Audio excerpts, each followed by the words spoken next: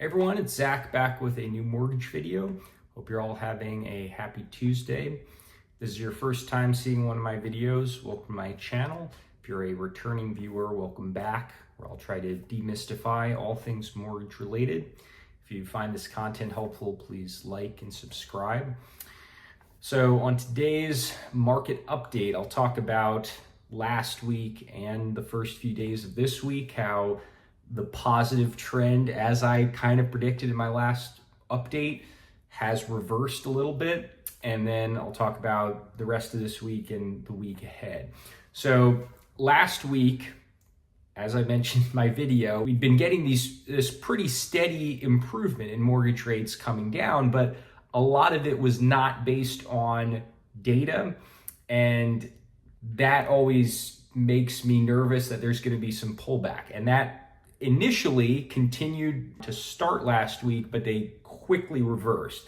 And it was interesting because on Wednesday, you had ADP employment, which is a pretty significant jobs report that comes out once a month showing job availability within the private sector. That number came in way below expectations. Normally, that would lead to an improvement in mortgage rates. And the exact opposite happened. Mortgage rates ticked up. And what that tells me is that the market was kind of just waiting for significant data to correct. Then on Thursday of last week, we had unemployment rate and non-farm payrolls, which is another jobs report, but more significant than ADP because it measures a more broad spectrum. Both of those came in stronger than expected. Unemployment rate came in lower than the previous month when it was expected to go up, and non-farm payrolls came in higher than expected. So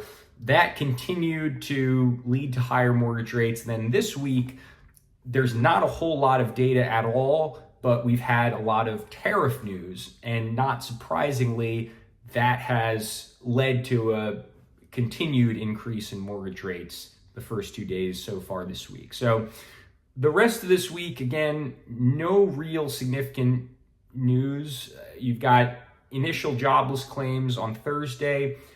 That right now is not that significant to me because the one real significance of initial jobless claims is it typically will predict unemployment rate. So we had a consistently elevated initial jobless claims figure leading into last week, and yet unemployment rate actually ticked down. So that connection doesn't seem to really be applying right now. So, and on top of that, that number is starting to tick down. So that really isn't that significant to me. And again, there's really no other reports of note. Now, next week we have consumer price index, the first big report for inflation. So that could play a factor. So that'll probably be the next really impactful data.